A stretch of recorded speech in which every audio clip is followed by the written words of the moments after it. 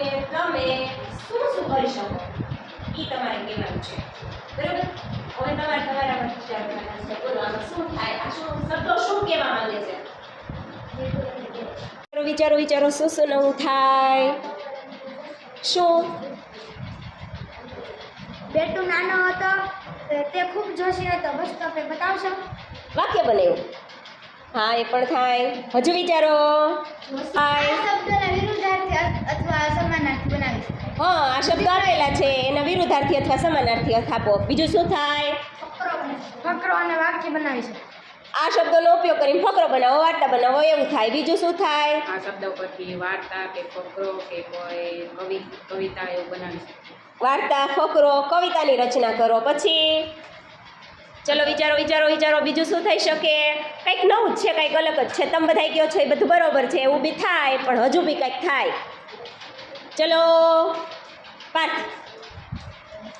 લગાડ લગાડ તારી બુદ્ધિ કામે લગાડ અને બહુ વિચાર મેં ભણી હિન્દે બરોબર પણ આની અંદર મેં તમને કીધું ને કંઈક અલગ જ છે ડિફરન્ટ જ છે મજા આવે એવું છે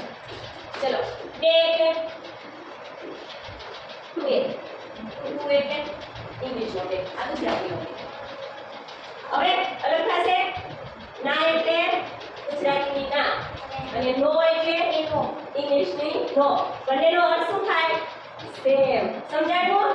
જો એટલે ગુજરાતીમાં આપણે કોઈ વસ્તુ જોઈએ અને સી એટલે ઇંગ્લિશમાં જો એમ જ થાય સમજાયું પછી બતાવે એટલે કોઈ વસ્તુ આમ દેખાડું બરાબર અને શો એટલે કોઈ પણ વસ્તુ દેખાડ બતાવ ઇંગ્લિશમાં ગુજરાતીમાં બતાવે ઇંગ્લિશમાં બતાવ બસ એટલે આમ આપણે એમ કહીએ હો બસ બસ એમ બસ વાળી બસ ને પણ બસ એમ અને કહેવાય સ્ટોપ